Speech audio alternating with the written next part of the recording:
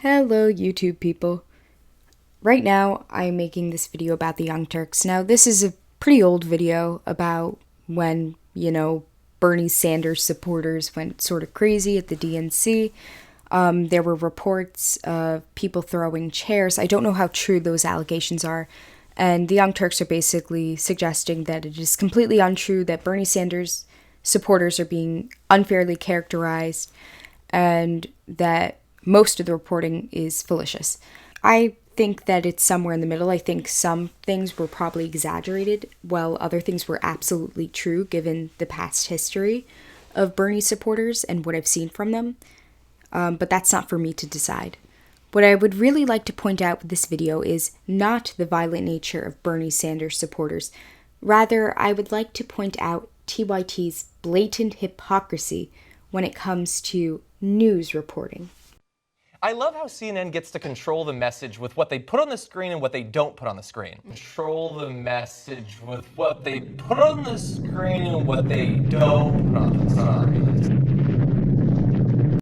So they can just keep running, how many delegates Clinton has. And I'm just going to skip ahead a bit.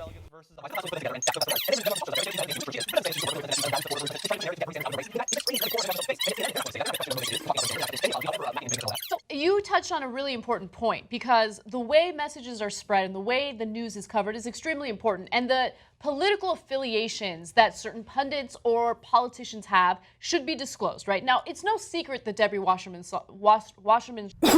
Schultz is a huge supporter of Hillary Clinton. But when it comes to CNN specifically, they have had a number of pundits that they represent as political analysts, making it seem as though they're unbiased, and then you find out that they actually have very close and cozy financial ties to the Clinton campaign. Kind of like how you have close and cozy financial ties to Al Jazeera Plus. Am I right? They're actually being paid. They're actually being paid. They're actually being paid! By the Clinton campaign. Yeah, now, to do digital and TV messaging. That's exactly right. And if you don't believe me on that, Lee Fang from The Intercept did an incredible detailed article about this, and he gave specific examples. Let me give you a few of those examples right now. So Stephanie Cutter is one of those individuals, and she's appeared on multiple networks, not only on CNN, to discuss Clinton, and is typically introduced as a former campaign official of President Barack Obama. They don't disclose the fact that she also has ties to Hillary Clinton. What hasn't been disclosed in any of her appearances reviewed by The Intercept, however, is that the consulting firm that she co-founded, Precision Strategies, has been retained by the Clinton campaign for digital consulting. Precision Strategies has been paid at least $120,000 from the Clinton campaign since June of last year. Okay, yeah. So here's the thing: if Clinton is funding your company or working with you in some way, are you going to go on cable news and criticize her?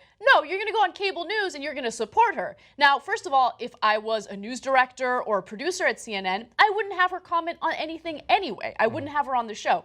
But if you do have her on the show, you have an obligation, a responsibility, if you care about journalism and journalistic ethics, to disclose the ties that she has to Clinton. Now, I don't disagree with anything Anna just said there. I think there should be disclosure, and I do think that there is a problem in our media. However, it is a tad bit hypocritical coming from TYT, considering just how fallacious their reporting is, and also considering just how biased and unfair they are. What right do they really have to lecture other news outlets when they themselves are incredibly biased, yet even though they disclose their political leanings, they still like to pretend that what they're saying is absolute fact, when, in fact, it's a matter of opinion. It's just so frustrating, because you watch that and you see the spin and you know why they're overblowing all of these ridiculous accusations that the Hillary campaign is using as a political strategy against Bernie Sanders. I don't think it's overblowing when you have Bernie Sanders supporters interrupting speakers. I don't really think it's exactly overblowing it. That doesn't necessarily mean that everything that they're saying about the chairs being thrown is necessarily true. I haven't seen footage personally of it. So I'll grant you that maybe they're lying about the chairs, because I honestly don't know. But it's not overblowing, and I have seen footage of the supporters totally interrupting speakers. That is something that deserves attention. And once again, it's a bit hypocritical, Anna. And I think you're so frustrated by their tactics, and I'm using quotation marks because I'm unsure about the validity of what they're claiming. I think you recognize that that's something you like to do because you guys often have a political agenda and you will purposely inflate certain stories in order to suit your agenda, in order to prove that your point about whatever it is about Muslims being oppressed in this country or whatever is valid.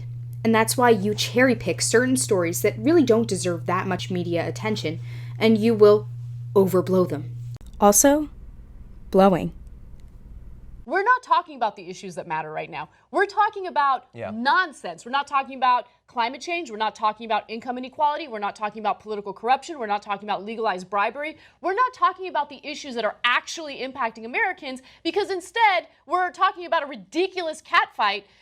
Notice how she uses the word we're, as in we are, as in they are as well. What's so funny and a bit ironic is that the Young Turks like to pretend that they're above other sources of media.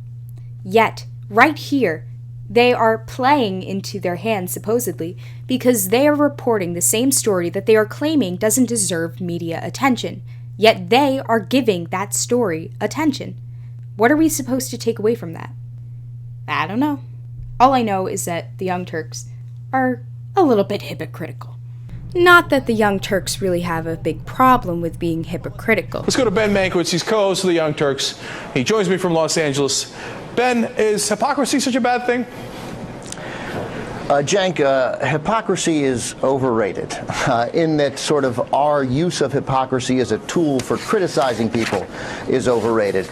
Show me someone who's not a hypocrite, and that's someone that I don't want to have dinner with.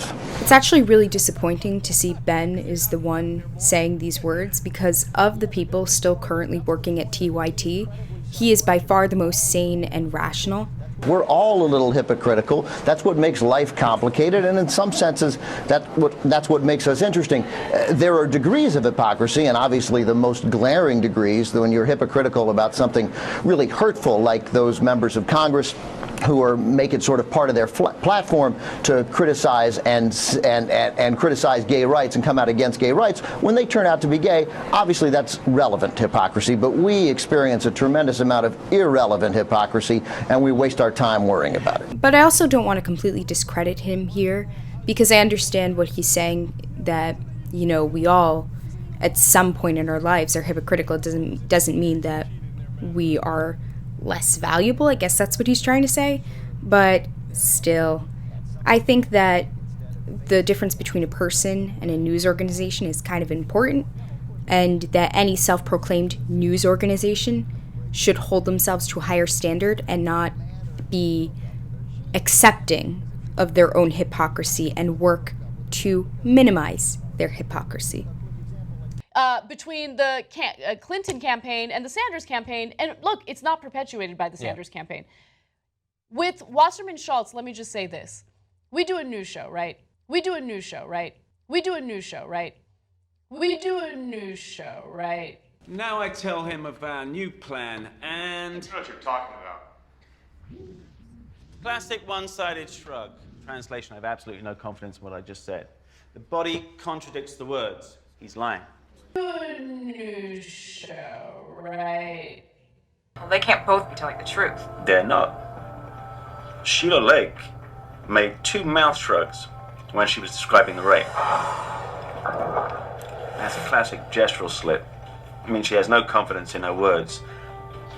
The woman was lying.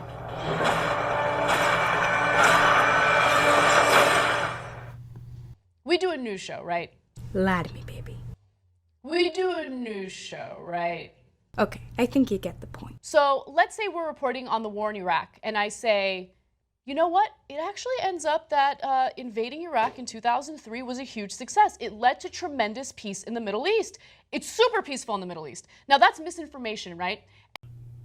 Seriously? Iraq is now in this conversation?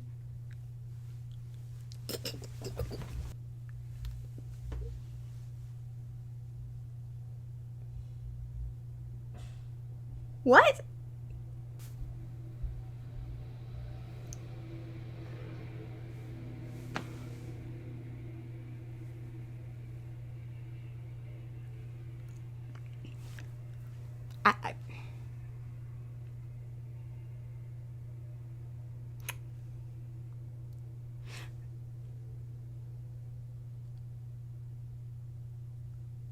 Nice analogy. And so we put that video up on YouTube, and I get a bunch of negative comments.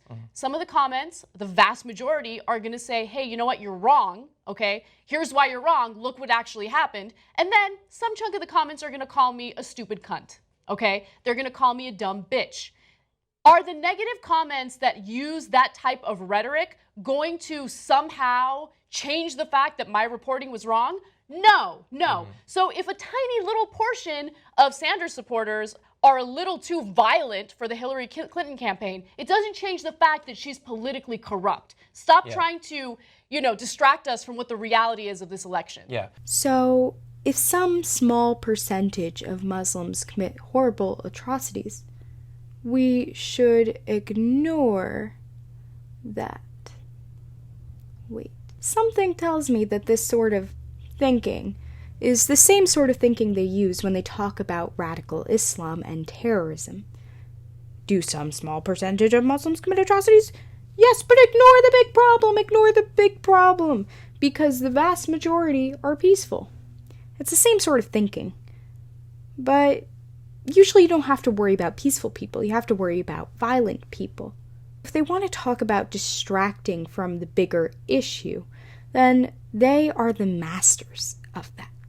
And I don't think they should be lecturing other media sources about distractions when their entire network is a big one and a joke. And you're being very giving there in calling them Sanders supporters. They're people with, contextually, we assume probably support Bernie Sanders, but of course we can't prove it. I guess they're using the old, there's no true Bernie Sanders supporters fallacy. I love it. I was right before about making that analogy between Islam. I mean, it could very well be a part of Correct the Record's $1 million spending spree to help out Hillary Clinton online.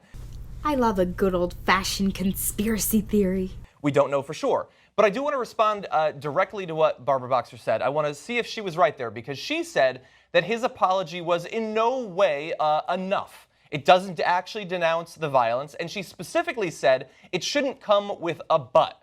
Now, she's hoping there that you won't actually read what he put out, so I'm going to read it to you because I don't feel like helping her out. Interesting choice of words there. I'm going to use them against you later. Like, pretty much now. Continue. Within the last few days, there have been a number of criticisms made against my campaign organization. This is directly from Bernie Sanders.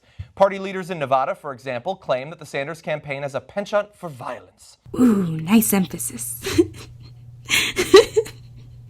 Just like how this light is emphasizing my face. What? That is nonsense. Our campaign has held giant rallies all across this country, including in high-crime areas, and there have been 0 reports of violence. Our campaign, of course, believes in nonviolent change, and it goes without saying that I condemn any and all forms of violence, including the personal harassment of individuals. Now, you might think, oh, John, you cut off that graphic. It had a but at the end, didn't it? No, it didn't have a but. But. No, it didn't have a but. Wait, but. No, it didn't have a but. But. It didn't have a but. But. It didn't have a but. But. It didn't have a but. But. It didn't have a but. But. It didn't have a but. But. No, it didn't have a but. Except there is a but. So, I decided to take a first-hand look at Bernie's statement, and you can find this directly on his website. And so I scroll down, and here is the paragraph that John was quoting from. Within the last few days, there have been a number of criticisms made against my campaign organization, blah, blah, blah, blah, blah. Party leaders in Nevada, for example, claim that the Sanders campaign was intended, blah, blah, blah, blah. You get the point. It's the same thing that John was reading from. But, looky what we have here. Is that the word but? Now, what was that you said again about her assuming no one would actually go back to look at the statement? Now, she's hoping there that you won't actually read what he put out. It sounds like you were hoping that we wouldn't actually read what he put out. Told you I'd use your words against you. Okay, I'm done. I can't take anymore. Look, I'm not an idiot, okay? But... Triggered.